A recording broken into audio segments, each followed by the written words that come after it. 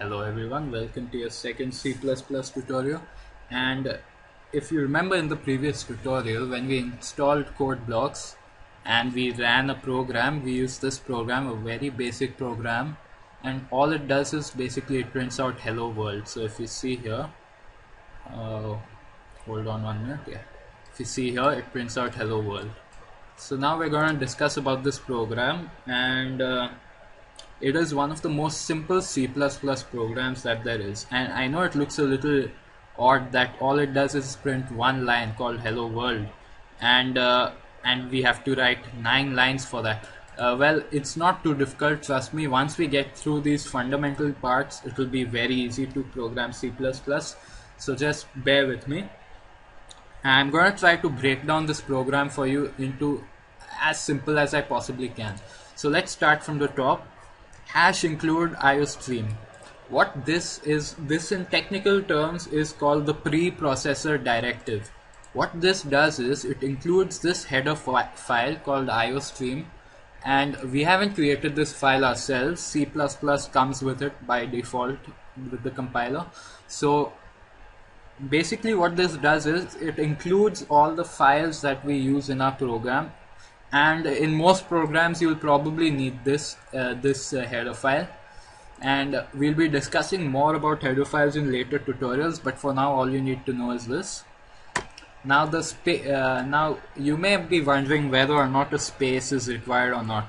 So to tell you the truth, it doesn't really matter how many spaces are there in the program. It's the only reason you use them is to make the program more readable.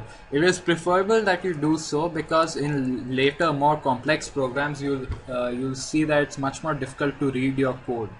So it's better to start learning to leave spaces in some areas. Reminding me that we also see these little tab spacings. So these are what we call them indentations. So what this is also, doesn't change any functionality of the program, but it makes the program more readable, and it's considered good practice to do so. Okay, and now we come to the next line, using namespace std. What this does is it imports standard libraries which we are using, and all objects will so nothing fancy, we just use the standard library. I'll explain more about this later on. And okay, now we come to the main part of the program, this whole area. This is what we call the main function. The main function is essential for your program. You cannot have a program without a main function. What the main function does is, this is the first function that the program runs.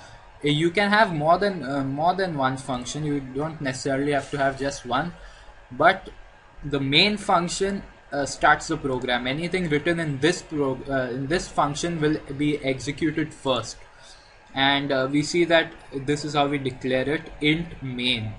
Int is the data type the function returns. Usually a function is required to return a data type. In this case we return 0. Otherwise, in some cases we'll be like a function to calculate something, so we'll be returning that calculated value back to another function. I'm sorry, I think I might have confused you, but anyway, and the main function, everything is enclosed in these curly braces. This is very important. You have to make sure that you have the correct amount of curly braces in your program, otherwise you will get a syntax error. Okay, and everything in between these curly braces are the statements of the main function. So every statement ends with a semicolon in C++. You have to remember that. And okay, let's go even more further into detail. Cout, hello world, endl. This is the statement that actually prints out hello world in our program, as you see here. And cout is actually called the output stream object, and it is used with the stream insertion object, which is this symbol. So I'm sorry, yeah. So on the right of that in inverted commas is whatever you will print out on the screen. Cout is used to print out characters on a screen, and you will be using this. This is a very basic object. You will be using it most of the time, and this end L, it basically means it will go to the next line. That means like like in normally you would press enter. That is the effect that you will get.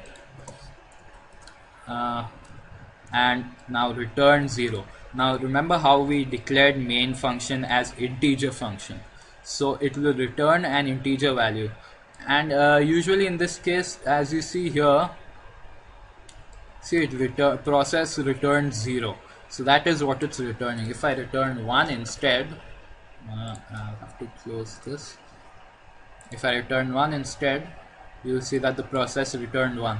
Now what this basically does is, if you have an error, you will be returned a different value, not 1 or 0, you will be returned some random value, and that way you can find out what the error is, and you know that the program has an error.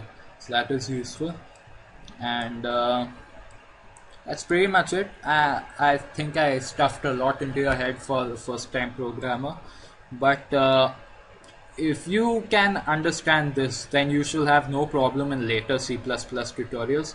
So let's go over this one more time from the top. Hash include iostream. It includes the iostream header file, which we use. Oh yeah, I forgot to say this. iostream contains cout. If we remove iostream, then you'll see that cout does not really exist, because we have it's inside the iostream header file. And using namespace std, we are importing all the standard libraries.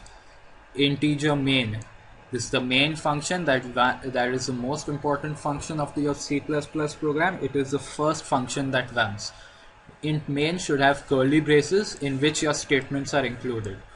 Cout, it prints out characters on the screen that are to the right of your insertion operator, and hello world, and you use double inverted commas to print out the characters that you want.